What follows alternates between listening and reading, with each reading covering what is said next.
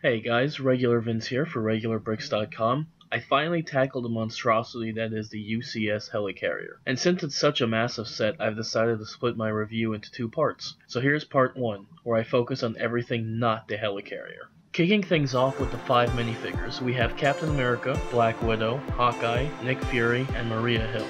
Considering how simple Cap's costume can be, there's a surprising amount of detail on the front and back of the figure. I'm also really happy to see Cap represented without his mask, since it separates him from other minifigure releases. First thing I want to mention about Black Widow is her short hairpiece, which allows her head its full range of motion. The detail of her suit is amazing, with the blue really popping, and I love the addition of her Black Widow symbol on her belt. I also appreciate the lack of harsh lines on her face. I'm a bit disappointed with Hawkeye, not because it isn't a quality minifigure, because it is, but I was a little disappointed to see the minifigure in my $350 LEGO set was the same minifigure that came in my $20 LEGO set. Other than that, Hawkeye is a clean figure and a solid addition to this set. I'm really glad LEGO updated Nick Fury's look to match his movie counterpart, as the black leather look really suits him. The printing on the figure is mostly black and gray, but it works really well here. It's also neat to see his eye patch go mostly around his head, as the space gives us a tiny look into the LEGO printing process. Finally, we have Maria Hill. She's the plainest of the minifigures, but there's still a good amount of detail on her torso. And I was really impressed by the SHIELD logo printed on her arm, as it isn't something you see on many minifigures.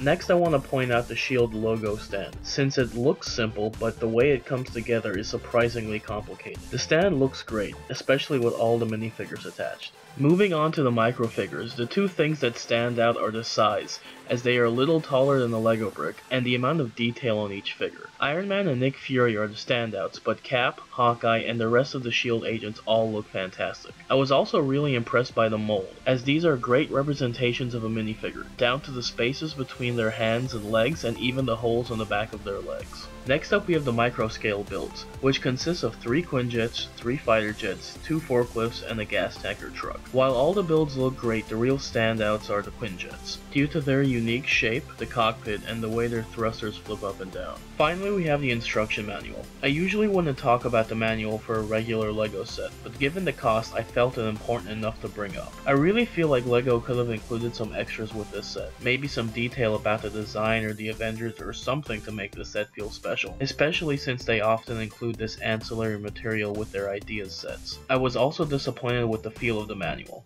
as it doesn't seem like it will stand the test of time, as the spine was already showing considerable wear and tear after only going through it once. But complaints about the manual aside, the minifigures, microfigures, and micro builds included with the SHIELD Helicarrier are all fantastic, although I get the feeling that you aren't buying this set solely for the minifigures. So stay tuned to RegularBricks.com for the second part of my review, where I talk about the Helicarrier itself.